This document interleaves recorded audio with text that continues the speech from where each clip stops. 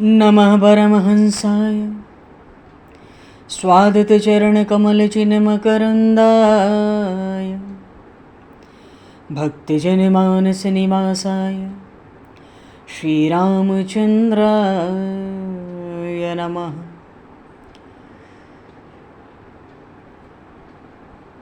वंशीविभूषितकरान्नवनीरदाभात् पीताम्बरादरुणबिम्बफलाधरोष्ठात् पूर्णेन्दुसुन्दरमुखादरविन्दनेत्रात् कृष्णात् परं किमपि तत्त्वमहं न जाने।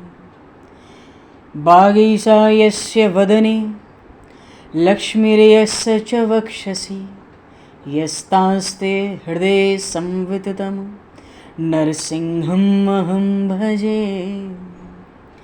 विश्वसर्गविसर्गादि नवलक्षणलक्षितं श्रीकृष्णाख्यं परमधाम जगद्धाम नमामि तत्।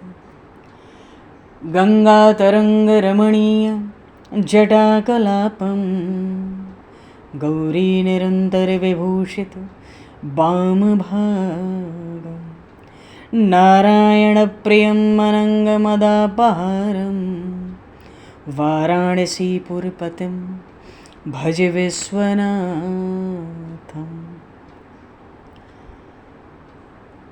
प्रह्लादनारदपराशरपुण्डरीक व्यासयम्बरीशशुकशौनकभीष्मदालभान् रुकुमाङ्गदर्जुनवसिष्ठविभीषणादीन् एतानहं परं भागवतान् नमाम्यहम्।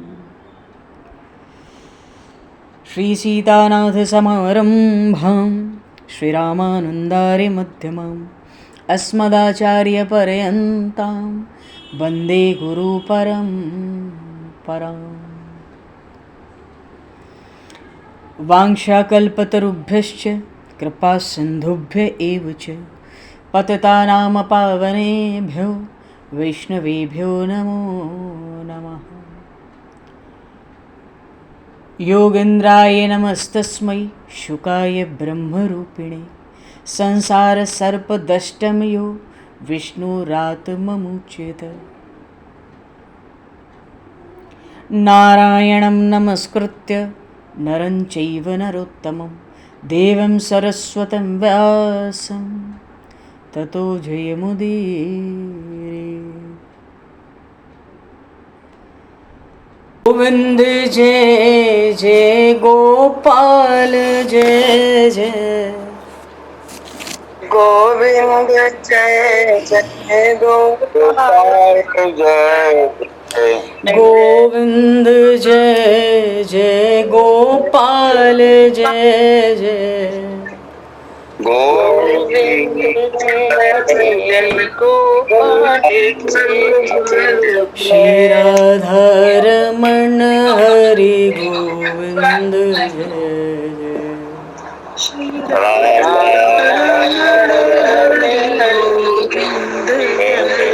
श्री राधारमण हरि गोविंद जय।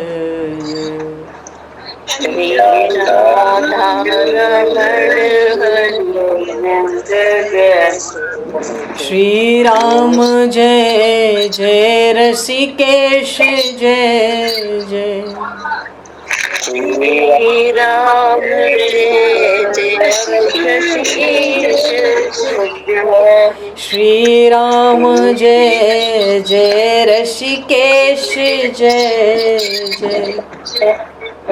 श्री राम जय जय ऋषिकेश जय।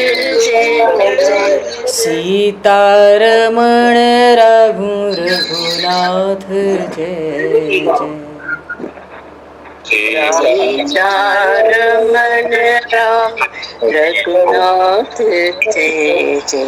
सीतारमण राम रघुनाथ जय जय सीतारमण राम रघुनाथ जय। श्री वृंदावन बिहारी लाल की जय। श्री जमुना महारानी की जय। श्री गिरिराज महाराज की जय, श्री गिरिराज धरणे की जय, समस्त गौवंश की जय, 84 कोस ब्रजमंडल धाम की जय, श्री वेदव्यास जी महाराज की जय, श्री सुखदेव जी महाराज की जय, श्री शुत शौनक आदि ऋषियों की जय, श्री सद्गुरुदेव भगवान की जय, सब संतन की जय, सब भक्तन की जय, समस्त वैष्णवन की जय, समस्त पूर्वाचार्य चरणन की जय, समस्त संप्रदाचार्यन की जय, श्री सद्गुरुदेव भगवान की जय। गंगा मैया की जय, जमुना मैया की जय, सरयू मैया की जय, गौ माता की जय, तुलसी माता की जय, पृथ्वी माता की जय, काशी महारानी की जय। जय जय श्री सीताराम, जय जय श्री राधेश्याम। नमः पार्वती पते हर हर महादेव। हरिशरणम। अनंत कोटि ब्रह्मांड नायक सर्वेश्वर पूर्ण परात्पर ब्रह्म, असंख्य कल्याण गुणगणनिलय, भक्त वांछा कल्पतरु, शरणागत वत्सल, भक्त वत्सल, दीनबंधु, दया सिंधु, सच्चिदानंदमय श्री विग्रह भगवान श्री राधा माधव की महती कृपा करुणा से परम पावन 84 कोस ब्रजमंडल धाम के हृदय स्थल श्री धाम वृंदावन से महापुरुषों के परम अनुग्रह से आप सभी श्रद्धालु भक्त वैष्णवों की मंगल एवं पावन सन्निधि में मानव जीवन का सर्वोत्कृष्ट फल भगवत गुणगान, भगवत कथा, भगवत कीर्तन का आनंद हम सभी श्रीमद् भागवत महापुराण की आनंद कथा के माध्यम से प्राप्त करने जा रहे हैं।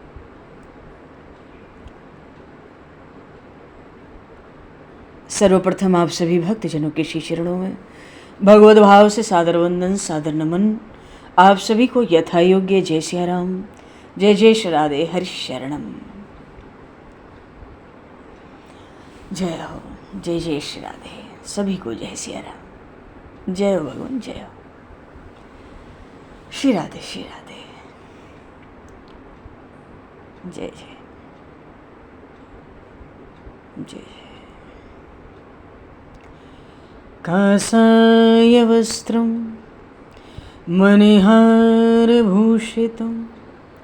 सिंहासनस्थं श्रितभक्तव्यापितम् अनाथनाथं करवीरवासनं श्रीकृष्ण गोविंद शरणं प्रपद्ये। श्रीकृष्ण गोविंद मनसा स्मरामि। श्रीमद् भागवत महापुराण का 7वां स्कंध समः प्रियः सुहृदय ब्रह्मन् भूतानां भगवान स्वयं इंद्रस्यार्थे कथं दैत्या नवधीद विषमो यथा।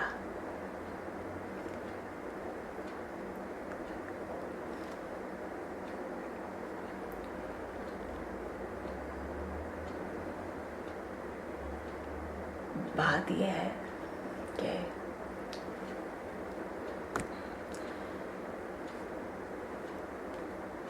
भगवान जब पधारते हैं तो हमें लाभ तब होगा जब भगवान हमारे घर पधारे। जैसे मंदिर में दीपक जलाने से मंदिर में प्रकाश और घर में दीपक जलाने से हमारे घर में प्रकाश होता है।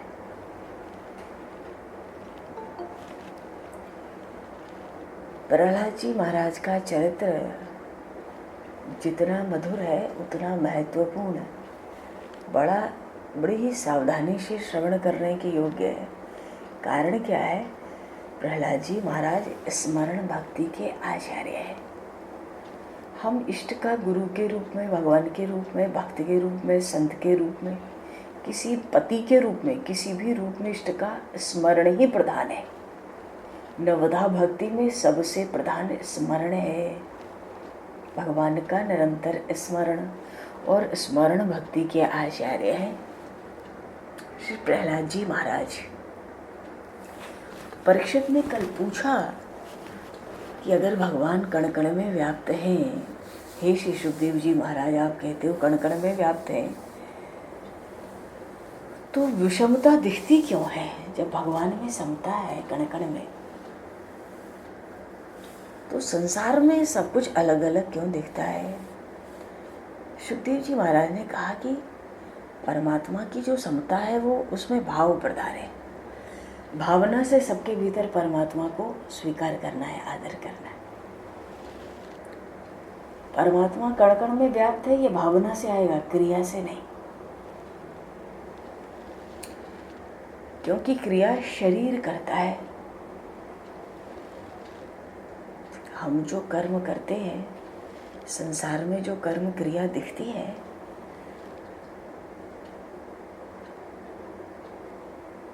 जीव जो करता है उसका नाम क्रिया है। कल भी बात आई कि निर्गुण ब्रह्म, निराकार ब्रह्म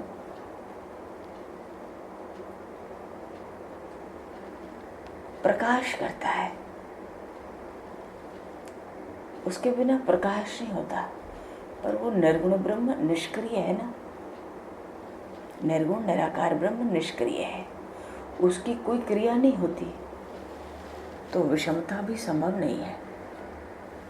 अच्छा, लेकिन वही ब्रह्म जब सगुण साकार बनता है, अवतार लेता है श्री राम रूप से, श्री कृष्ण रूप से, तो सगुण साकार भगवान लीला करते हैं।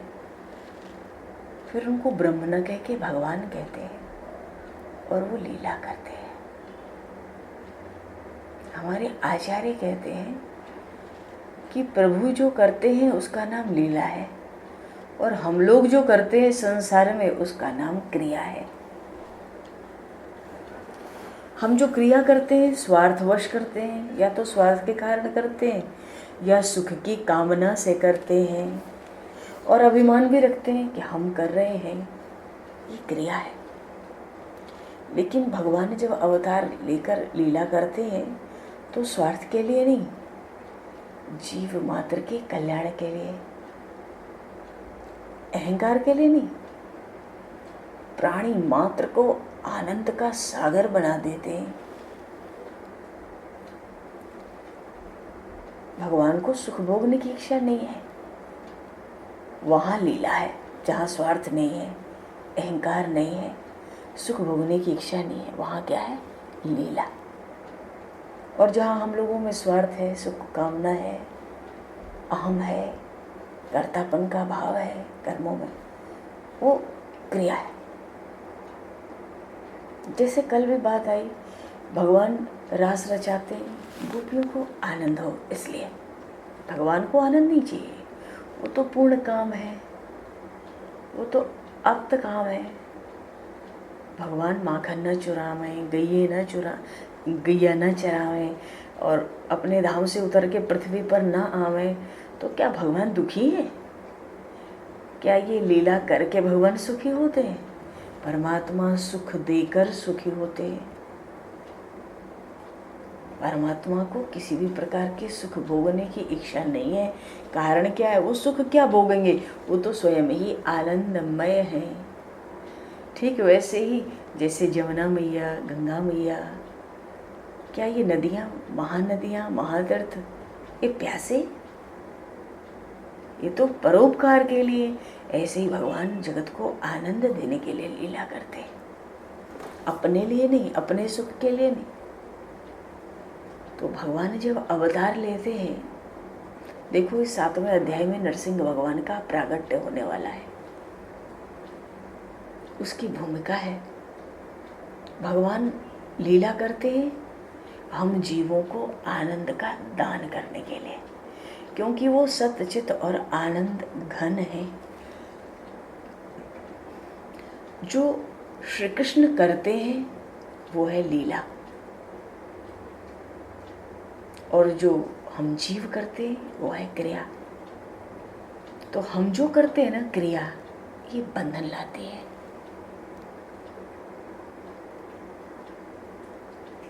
और भगवान की जो लीलाएं हैं, हमारी क्रियाएं हमारे कर्म बंधन में बांधते हैं, और भगवान की लीला हमें बंधन से, भव सिंधु के बंधन से छुड़ा देती है।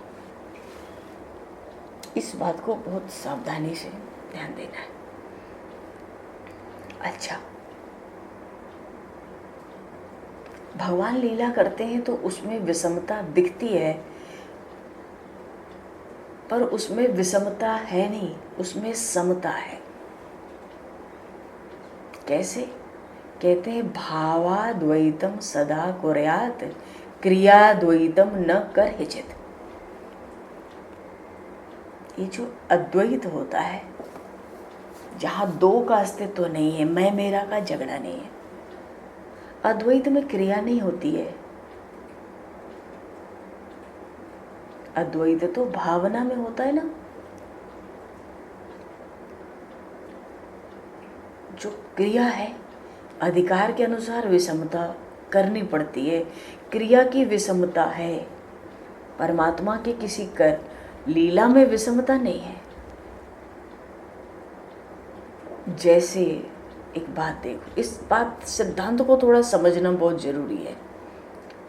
जैसे हमारे आंगन में गौ माता आती है तो हम घास खिलाते हैं, और आंगन में गरीब आता है तो हम अन्न देते हैं। तो ये विषमता है कि समता है? देखने वाला कहेगा ये तो विषमता है। एक गाय है, एक गरीब है, एक को हरी घास खिलाया, एक को अन्न खिलाया, तो समता कहाँ? एक जैसा व्यवहार तो नहीं किया, तो ये विषमता है? ये विषमता नहीं है, ये समता है। क्यों? गाय में भी नारायण है और उस गरीब में भी नारायण है। गाय में विराजमान नारायण की सेवा घास से होती है, और गरीब में विराजमान परमात्मा की सेवा अन्न से होती है। तो ये विषमता नहीं है ना, ये तो समता हो गई। क्यों? दोनों में भाव समान है। दोनों, गरीब में और गौ माता में हमारे पास परमात्मा का भाव है। दोनों में भाव समान है। भाव में समता ही समता है, पर क्रिया में अधिकार के अनुसार विषमता करनी पड़ती है। क्रिया का अर्थ है जो हम कर्म कर रहे हैं, अधिकार के अनुसार। अब गाय है तो घास देंगे, गरीब है तो अन्न देंगे। तो क्रिया तो हमने की, पर अधिकार के अनुसार की। गाय का अधिकार घास पर है, गरीब भूखे का अधिकार अन्न पर है। तो क्रिया तो की, लेकिन अधिकार के अनुसार, इसलिए विषमता दिखी। पर भाव दोनों क्रिया में, उस विषमता में समता है। भाव एक है। क्या? गरीब में भी परमात्मा है और गाय में भी परमात्मा है। ये सुखदेव जी महाराज परीक्षित जी को समझाना चाहते हैं, क्योंकि परीक्षित जी जानना चाहते हैं कण कण में भगवान है, तो झगड़ा क्यों हो रहा है संसार में? ये अलग अलग क्यों दिखाई पड़ता है? अलग अलग व्यवहार क्यों हो रहे? तो जो अलग अलग दिखाई पड़ रहा है, अलग अलग व्यवहार मालूम पड़ रहा है, ये क्रिया में है, भाव में नहीं है। भाव में तो एक परमात्मा समान रूप से सब में है, पर अधिकार के अनुसार हमारी क्रिया अलग अलग है। चलो देखो, एक माँ है, एक और उदाहरण लेते हैं। माँ है, उसके 2 बच्चे हैं। उन दोनों बच्चों के साथ समान क्रिया नहीं करती वो। बड़े बेटे को अधिक खाना देती है, छोटे बेटे को थोड़ा कम देती है, पर माता का प्रेम दोनों के प्रति समान ही तो है कि नहीं है? तो जो प्रेम समान है दोनों बच्चों में, वो प्रेम तो भाव है ना। तो भाव में समता है, पर क्रिया में जो माँ कर्म कर रही है भोजन कराने का, उसमें विषमता दिख रही है कि बड़े को ज़्यादा दिया, छोटे को थोड़ा। पर क्रिया तो अधिकार के अनुसार होगी ना, इसलिए विषमता दिखती है पर है नहीं, है तो समान रूप से दोनों बच्चों में प्रेम। अच्छा, भगवान माँ जैसे हैं। देखो एक एक शब्द पर ध्यान दो, भगवान माँ जैसे हैं। जैसे माँ बड़े को ज़्यादा छोटे को कम देती है, विषमता दिखती है, तो भगवान भी लीला करते हैं तो उसमें विषमता दिखती है पर होती नहीं है। राजा ने यही प्रश्न किया था ना कि राक्षस जो वृत्तासुर है वो भगवान का भक्त था, तो भगवान ने उसको क्यों मारा?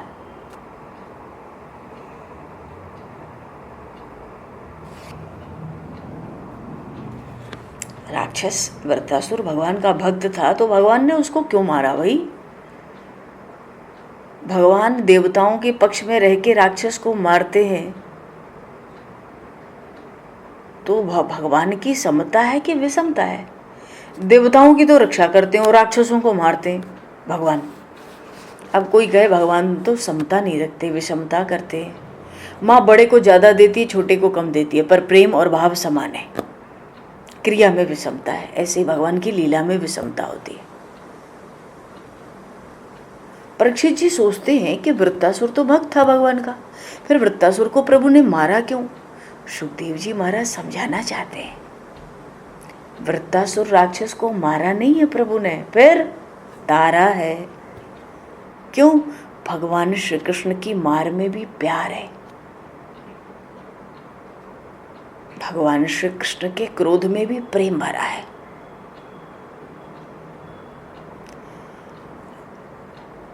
भगवान की दो प्रमुख शक्तियां हैं,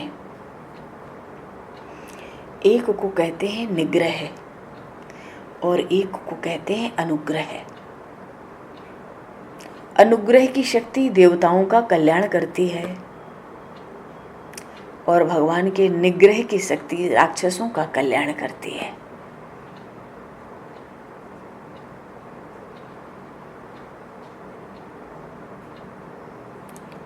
अनुग्रह से देवता पलते हैं और निग्रह शक्ति से राक्षस नष्ट होते हैं।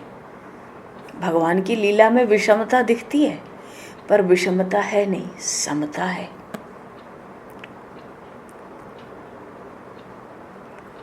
बात बहुत नहीं जम नहीं पा रही थी ठीक से महाराज परीक्षित को, तो सुखदेव जी ने उदाहरण दिया। वो कहते हैं कि आपके जो दादा हैं धर्मराज युधिष्ठिर, उन्होंने एक बार राजसूय यज्ञ किया था, तो नारद जी से पूछा था, यही प्रश्न पूछा था कि भगवान की लीला में विषमता क्यों दिखती है जब भगवान कण कण में समान रूप से व्याप्त है। उस राजसूय यज्ञ में हजारों ऋषि साधु महात्मा आए थे, तो उस वहां पर प्रश्न उठा, प्रथम पूजा किसकी करनी चाहिए? तो सभी ने निर्णय किया कि द्वारिका नाथ श्री कृष्ण विराजमान हैं, प्रथम पूजा तो द्वारिका नाथ की ही होनी चाहिए। बोलिए श्री द्वारिका नाथ भगवान की जय। तो धर्मराज युधिष्ठिर जो आपके दादाजी थे, उन्होंने द्वारिका नाथ की पूजा की। उस राजसूय यज्ञ की सभा में जितने थे सब प्रसन्न हुए, पर सभा में दो चार ऐसे भी थे जिनको ये बात पसंद नहीं आई। शिशुपाल उठ के खड़ा हो गया, सभा में भगवान श्री कृष्ण के समक्ष गालियां देने लगा। अब देखो, जिस सभा में भगवान को प्रथम पूजनीय का सम्मान मिला, उसी सभा में सबके समक्ष वो शिशुपाल गालियां दे रहा है, अपमान कर रहा है, प्रभु का तिरस्कार कर रहा है। ये संसार ऐसा ही है। कितने भक्त सोचते हैं भगवान का अवतार हुआ, उस समय लोग कितने भाग्यवान थे जिन्होंने दर्शन किए, लीला में भाग लिए। अरे भैया, अब इस संसार में भगवान पधारेंगे तो कितने ही जीव भगवान की निंदा भी करेंगे। इसलिए हमें ऐसी इच्छा नहीं रखनी चाहिए कि सब मेरे लिए अच्छा ही कहें, मेरी प्रशंसा करें। हमारा व्यवहार कैसा भी हो, पर कोई जीव हमारे लिए बुरा कहेंगे, कोई ना कोई तो कहेंगे ही। क्यों? अरे जीव ऐसा दुष्ट है कि भगवान के लिए भी बुरा कहता है। परमात्मा तो निर्दोष है।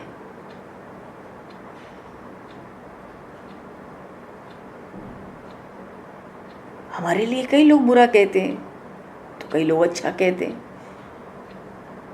बुरा कहते हैं इसमें भी हमारा कल्याण है, क्योंकि जो सहन करता है ना वो सुखी होता है। अगर आपके लिए कोई बुरा कहता है तो आपका बाल भी बांका नहीं होगा, हमारा क्या नुकसान होगा? हमारे लिए जो बुरा कहते हैं वो दुखी होंगे। निंदा को सहन करना महान पुण्य है और निंदा करना महान पाप है। शिशुपाल सभा में भगवान श्री कृष्ण की निंदा करता है, चाहे जैसा बोलता है, भगवान शांति से सुनते हैं। शिशुपाल ने 100 गालियां दी, फिर क्या हुआ? जहां मर्यादा पूर्ण हुई, प्रभु ने सुदर्शन चक्र उठाया, सिर काट डाला। शिशुपाल के शरीर से निकला हुआ दिव्य तेज भगवान श्री कृष्ण के चरणों में लीन हो गया। अब बताओ, अब हम सोचें कि प्रभु की निंदा करने वाले को तो दुर्गति मिलनी चाहिए, उसको सद्गति कैसे मिली?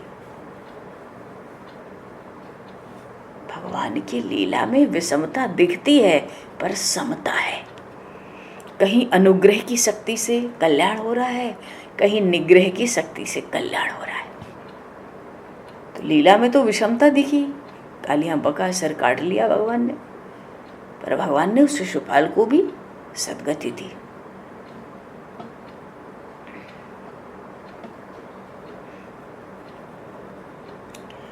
देव ऋषि नारद ने धर्मराज युधिष्ठिर से कहा, मेरे भगवान बड़े उदार हैं, श्री कृष्ण अत्यंत प्रेमपूर्ण है, वो कन्हैया बहुत प्रेम करता है।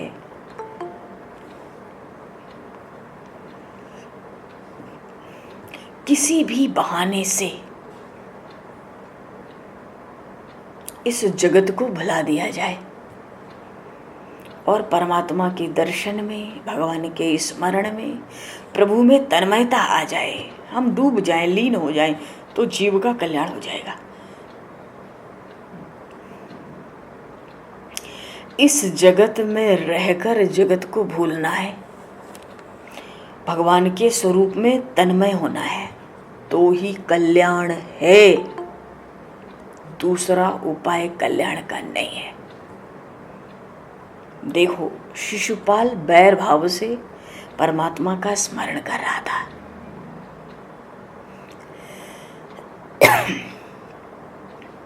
चिंतन कर रहा था, पर सद्गति हुई ना, भगवान में समता है। अब हाथ में हथौड़ा ले ले, पारस मणि को तोड़ दे, तो भी ये पारस मणि तो हथौड़े को भी सोना बना देगा ना। पारस मणि क्या करता है? लोहे को सोना बनाता है। हथौड़ा लोहे का होता है। हथौड़े की तो नीयत थी कि पारस मणि को तोड़ दो पीट पीट कर, पर जब पारस मणि को छुआ तो पारस मणि ने उस हथौड़े को सोना बना दिया। ऐसे ही भगवान अगर कोई बैर भाव से भी स्मरण करता है, चिंतन करता है, तो भगवान उसको सद्गति ही देते। लेकिन एक बात है ध्यान रखने की, पारस मणि लोहे को पारस मणि नहीं बनाता, सोना ही बनाता है, अपने जैसा तो नहीं बनाता ना। पारस मणि ने लोहे को सोना बना दिया, लोहे को पारस मणि तो नहीं बनाया। लेकिन कोई मन से प्रेम से श्रवण करो। कोई मन से अगर भगवान श्री कृष्ण का स्पर्श करता है, कोई मन से यदि भगवान श्री कृष्ण का स्पर्श करता है तो भगवान श्री कृष्ण उसको श्री कृष्ण बना देते हैं। बोलिए श्री भक्तवत्सल भगवान की जय। 7वें स्कंद का पहला अध्याय का 31वां श्लोक, तस्मात् केनापि उपायेन मनः कृष्णे विनेशयते। भगवान श्री कृष्ण का अगर हम मन से स्पर्श करें तो वो अपने जैसा सारूप्य मोक्ष, अपने जैसा रूप, अपने जैसा बना लेते हैं। तो परमात्मा का तन से कोई स्पर्श कर नहीं सकता, इसलिए मन से कहा गया। भगवान श्री कृष्ण का स्पर्श कैसे करना है? मन से। क्यों? परमात्मा का तन से स्पर्श कोई नहीं कर सकता। क्यों? ये शरीर मल मूत्र से भरा है, ये शरीर प्रभु से मिलने के योग्य नहीं है।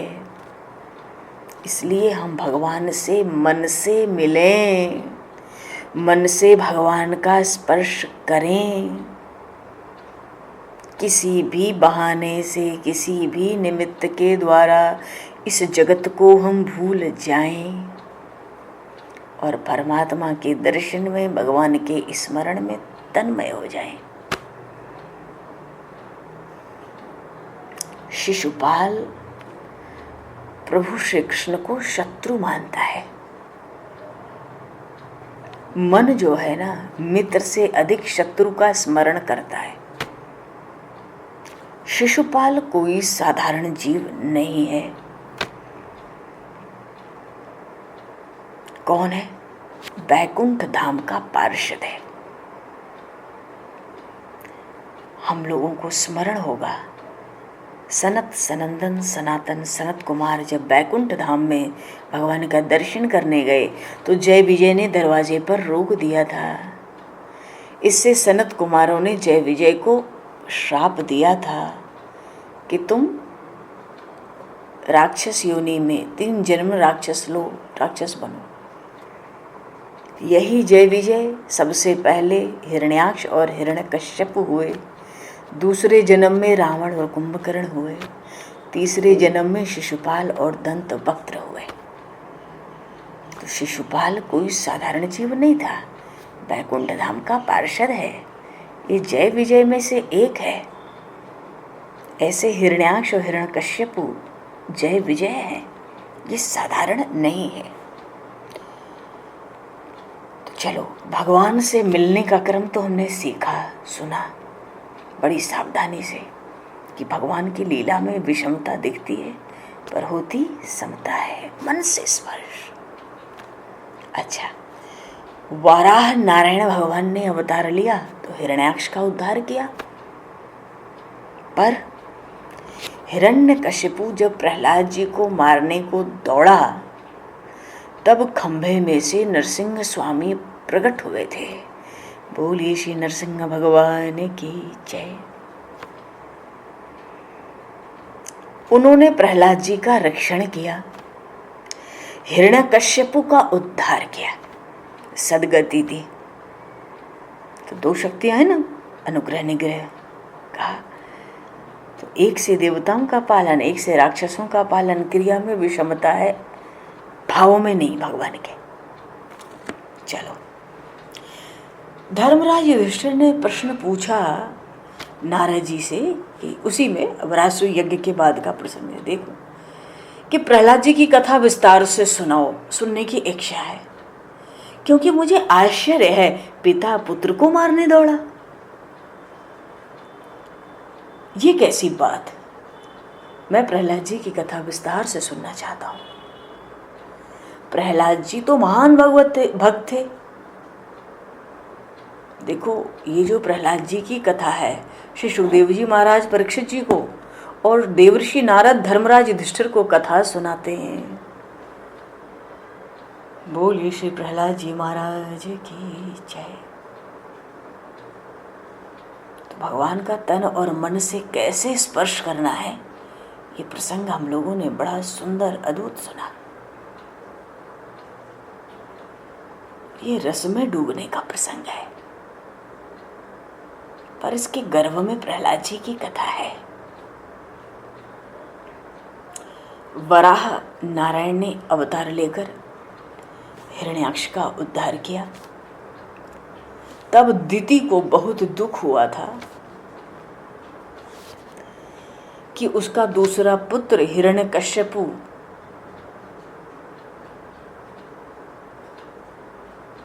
उस अपनी माता दिति को शांत रहने के लिए बार बार कहता था। दिति के दोनों पुत्र थे ना कश्यप जी से। हिरण्याक्ष को तो वराह नारायण भगवान ने अवतार लेके पृथ्वी का उद्धार करने के बहाने मार डाला। बच गया हिरण्यकश्यपु। दिति बहुत दुखी है। हिरण्यकश्यपु बार बार शांत कर रहा है। क्या कहता है अपनी माँ से, माँ तू चिंता मत कर, ब्रह्मा जी का तप करूंगा, तपस्या करूंगा ब्रह्मा जी की, वे मुझे अजर अमर होने का वरदान देंगे। तब हिरण्याक्ष को मारने वाले वो परमात्मा कहलाने वाले की मैं खबर लूंगा। उसके साथ मैंने वैर किया है भीतर से, पर मां तुम अभी किसी से मत कहना मेरे दिल की बात कि मैंने उस परमात्मा से वैर किया है, मैं उसकी खबर लेने वाला हूं। मां को समझाकर ये हिरण्याकश्यप मंदराचल पर्वत पर तपस्या करने चला गया। वहां पर ब्रह्मा जी के मंत्र का जप करने लगा। अन्न जल उसने त्याग दिया, हिलना डुलना भी छोड़ दिया। बहुत उग्र तपस्या की उसने। अरे उसके शरीर पे दीमक लग गए थे, खा गए थे कीड़े उसके शरीर को, हड्डी बची थी। ऐसा तप किया था उसने कई हजार वर्षों तक। ऐसा उग्र तप देखकर ब्रह्मा जी को बहुत आश्चर्य हुआ। वरदान देने आए। हड्डी हड्डी बचा था, शरीर पे तो दीमक लग गए थे, कीड़े लग गए थे। ब्रह्मा जी ने कमंडल का जल इस हाथ में लिया और इसके ऊपर छिड़का। पता है वो हिरण्यकश्यपु कैसे प्रकट हुआ? जैसे अग्नि के कुंड से अग्नि बाहर आवे ना,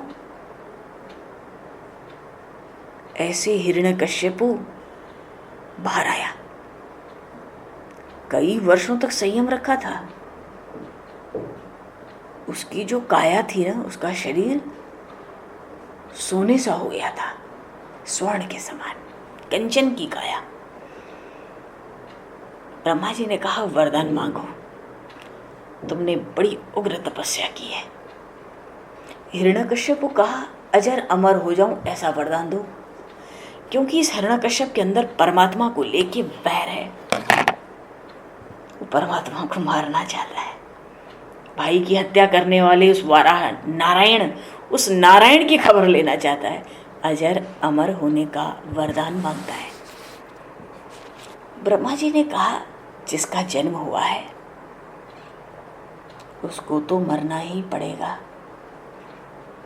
मरने की कोई शर्त रख लो, इतना कह सकता हूं।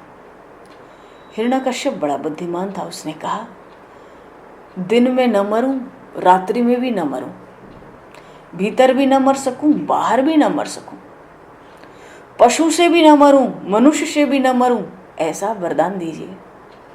बहुत कुछ जोड़ा, सार बात है। हम लोग सभी प्रहलाद जी के चरित्र से परिचित हैं। तरह तरह से उसने वरदान मांगा। अच्छा, अगर हम शांति से सोचें तो ध्यान में आएगा कि ये सब बोल कौन रहा है और क्या वरदान मांग रहा है।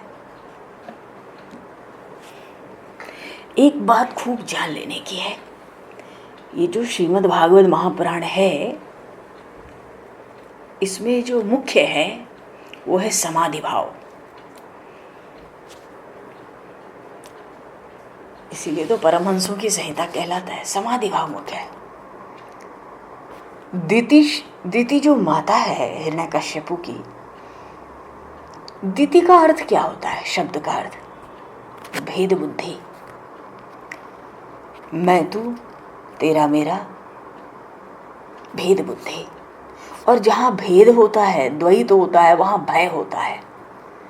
लेकिन जहाँ भेद नहीं होता ना, वहाँ जीव निर्भय रहता है। तो जो ज्ञानी पुरुष है ना, वो ऐसा मानते हैं कि मेरे भीतर जो परमात्मा विराजमान है वो सब में है, वो ही सब में है जो मेरे भीतर है।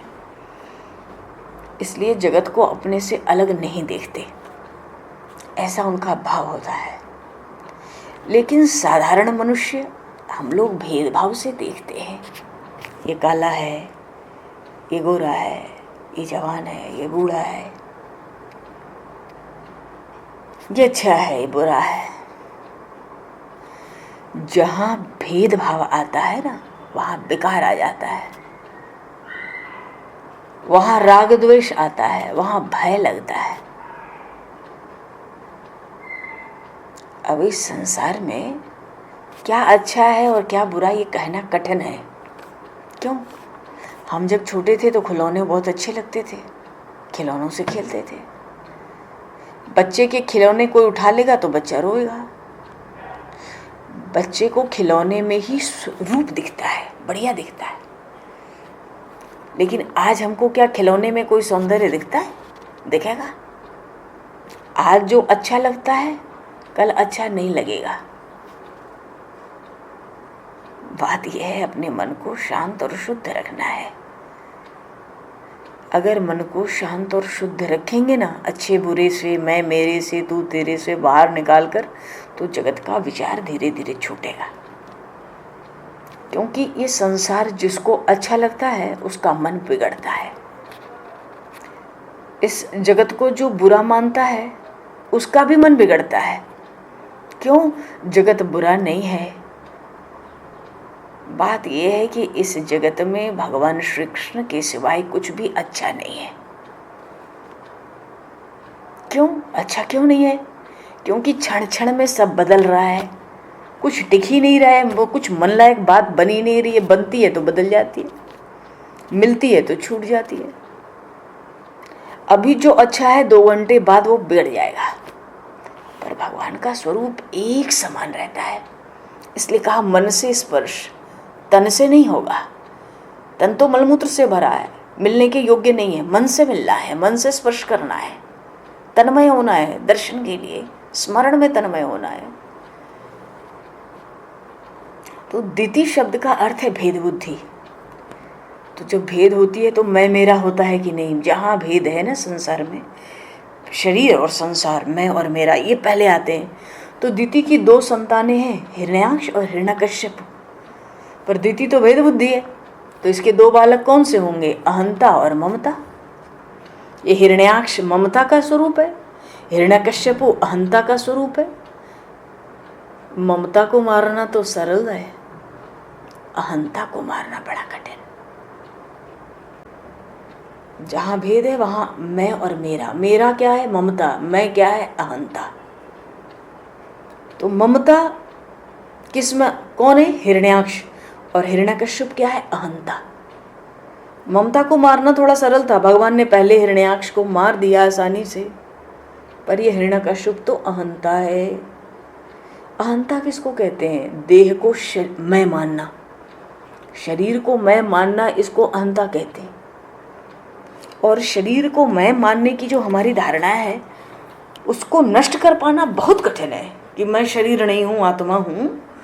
शरीर के अभिमान को मारना बहुत कठिन है। ये हिरण्यकश्यप देहाभिमान है।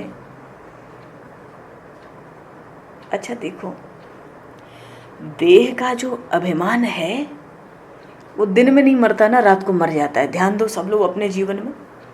रात को नींद में पता चलता है कि ये मैं हूँ। दिन में काम धाम करते हैं, लोगों से मिलते जुलते हैं, बातचीत करते हैं, हर जगह मैं तू, मेरा तेरा। पर नींद में नहीं पता पड़ता शरीर को कि मैं हूँ। हम तो आनंद में सोते हैं। तो देह का अभिमान दिन में नहीं मरेगा, मरता तो रात को भी नहीं है। मनुष्य से भी नहीं मरेगा, पशु से भी नहीं मरेगा, भीतर भी नहीं मरेगा, बाहर भी नहीं मरेगा। इस देह के अभिमान को मध्य में मारना होता है। देह का अभिमान मध्य में मारने का क्या मतलब है? हम ये मानते हैं जो शरीर है वो मैं हूँ, मैं पुरुष हूँ, मैं स्त्री हूँ, मैं पत्नी हूँ, मैं पति हूँ। इससे देह का अभिमान बढ़ता है, इसको देहाध्यास कहते हैं। मैं ये हूँ, मेरा नाम ये है, इससे बढ़ जाता है।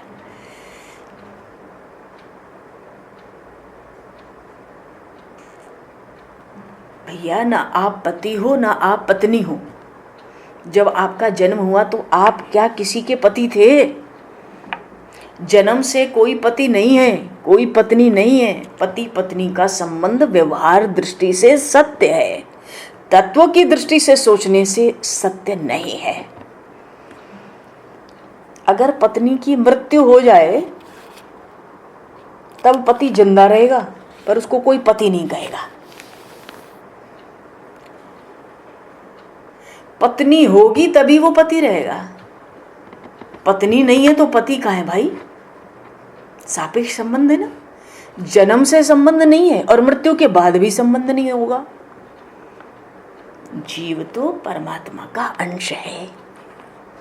जीव का संबंध ईश्वर से सच्चा है। मैं भगवान का हूं, निरंतर ऐसा स्मरण रखना है। अब शरीर मैं हूं, ये करोड़ों जन्मों से हमको इसका अभ्यास पड़ा हुआ है।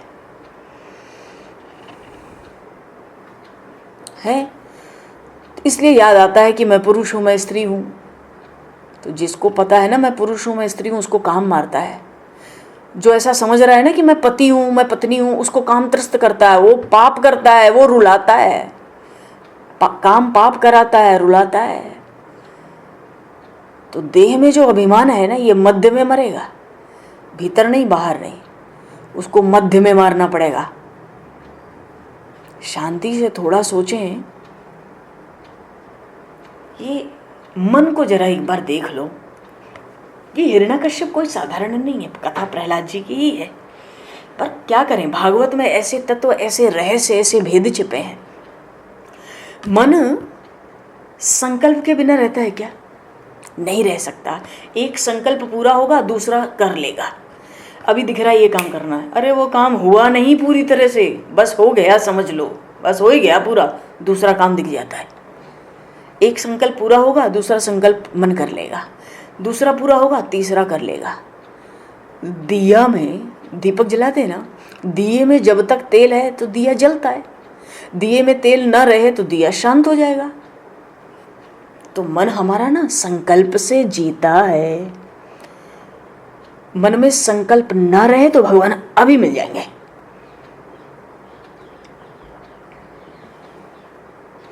एक संबंध पूरा हुआ, दूसरा शुरू हुआ, बीच में संधि होती है। एक मन की एक बात पूरी हुई, मन में ध्यान में जो था वो पूरा हो रहा है, दूसरा शुरू होने जा रहा है, बीच में संधि है। ये मध्य में मरेगा देह का अभिमान, और कहीं मर नहीं सकता। ज्ञान की बातें हम कितनी करें। मन में जब तक संकल्प है, एक एक करके, मन शांत नहीं होगा, संकल्प से रहित नहीं होगा, देह का अभिमान हमारा नहीं जा सकता। मन में संकल्प खत्म हो जाए, जैसे दीपक में अगर तेल खत्म हो जाए तो ज्योत बुझ जाती है। मन में संकल्प न रहे तो मन शांत हो जाएगा। जहाँ मन का संकल्प समाप्त हुआ, मन शांत हुआ, तो भगवान में मिल जाता है।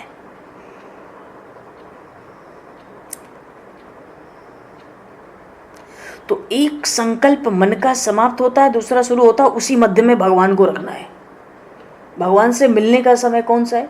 एक संकल्प पूरा हुआ, दूसरा अभी आरंभ होने वाला है, हुआ नहीं, बस उसी मध्य में भगवान को रखना है। देहाभिमान मरेगा। जैसे रात की समाप्ति होती है, दिन का आरंभ होता है, तो संध्या काल होता है ना सुबह। तो ब्राह्मण समय की संधि को संभालते हैं, पर संत महात्मा दो संकल्पों के बीच की संधि को संभालते हैं, उसमें भगवान को रखते हैं। एक संकल्प मन का पूरा हुआ, दूसरा संकल्प प्रारंभ होने वाला है, उसके मध्य में श्री कृष्ण को रख लें, हम अपने भगवान को रख लें। रास लीला में वर्णन आया भागवत में, दो गोपियों के मध्य में श्री कृष्ण है।